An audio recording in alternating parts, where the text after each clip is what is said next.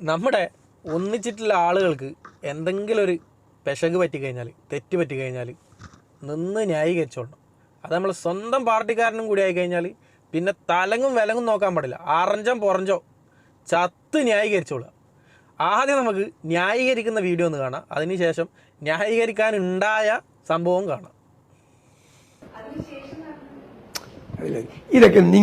ഇതൊക്കെയാണ് വാർത്ത. നിങ്ങൾക്ക് ഇതിനേക്കാളൊക്കെ എത്രയോ പ്രധാനപ്പെട്ട കാര്യങ്ങൾ കേരളത്തിൽ നടക്കുന്നു.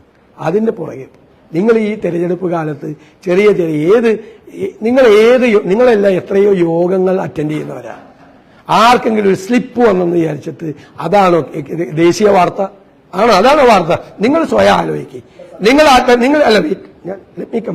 നിങ്ങളൊരു ആത്മപരിശോധന നടത്തി. അതൊക്കെയാണ് ആത്മപരിശോധന നടത്തേണ്ടതും ആലോചിക്കേണ്ടതൊക്കെ. അത് ഈ ഒരു സംഭവം തെറ്റ് കണ്ടിട്ട് അതിനെതിരെ പ്രതികരിച്ച ആളുകളും അത് വാർത്തയാക്കിയ ആളുകളൊക്കെ ആട്ടാ എന്നാണ് നമ്മുടെ VD സതീശൻ പറയുന്നത്. ന്യായീകരണം എന്ന് പറഞ്ഞു കഴിഞ്ഞാൽ ഇങ്ങനെയായിരിക്കണം. ഒന്നിച്ചിട്ടുള്ള ആളുകളെ സപ്പോർട്ട് ചെയ്യുക, ന്യായീകരിക്കുക, ഒന്നിച്ചിട്ട് നിൽക്കുക. അറഞ്ചം പുറഞ്ചോ അതിൽ യാതൊരു കുറവും വരുത്താൻ പാടില്ല. അങ്ങനെ ആയിരിക്കണം ന്യായീകരിക്കണം. ന്യായീകരണം എന്നൊക്കെ പറഞ്ഞു കഴിഞ്ഞാൽ ഇതാണ് ന്യായീകരണം. ഇനി ന്യായീകരിക്കാൻ മാത്രം ഉണ്ടായിട്ടുള്ള ആ സംഭവം നമുക്ക് കണ്ടേ, ആ സംഭവം കൂടി കണ്ടു കഴിഞ്ഞാൽ തൃപ്തിയാവും.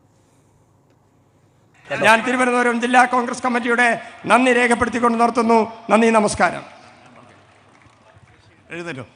ജനഗണമംഗളദായക ജയ ഹേ.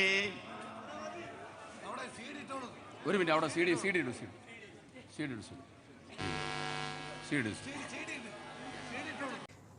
ഇയാളെപ്പോലെയുള്ളവരെയൊക്കെയാണ് ന്യായീകരിച്ചിട്ട് വഷളാക്കുന്നത്. VD സതീശനെ പോലെയുള്ള ഒരു പ്രതിപക്ഷ നേതാവ്. ഇതാണ് നാക്കുളുക്കൽ. ഇത് നാക്കുളുക്കല. ഇത് ഏത് വകുപ്പിലാണ് നാക്കുളുക്കലായിട്ട് കണക്കാക്കുക? നാക്കുളുക്കൽ പോലും അറിവില്ലായ്മ എന്ന് തെറ്റില്ലാതെ പറയാൻ പറ്റിയൊരു സംഭവമാണത്. ഒരു ദേശീയ ഗാന അറിയില്ല എന്ന് പറഞ്ഞു കഴിഞ്ഞാൽ ഇയാളൊക്കെ എങ്ങനെയാണ് ഒരു നേതാവായത്? നഴ്സറി പഠിക്കുന്ന കുട്ടിയൊക്കെ അറിയാലോ ദേശീയ ഗാനം. അവർ ചൊല്ലുമല്ലോ കൃത്യമായിട്ട്, അക്ഷരത്തെറ്റ് പോലും ഇല്ലാതെ. ഇല്ലെങ്കിൽ പിന്നെ എന്ത് ചെയ്യണം? അറിയില്ലെങ്കിൽ അനങ്ങാണ്ട് മൂലക്കോട്ട് മാറിയേക്കും.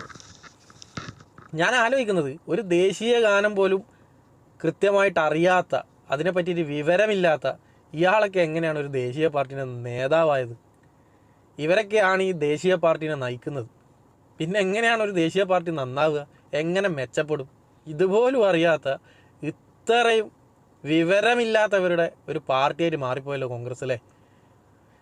ഇയാളെ പോലെയുള്ളവരൊക്കെ ആ സ്പോട്ടിൽ ആ സ്ഥാനം രാജിവെച്ച് പോയിക്കൊള്ളാൻ വേണ്ടിയിട്ട് പറയേണ്ടതിന് പകരം ചത്ത് ന്യായീകരിക്കുക.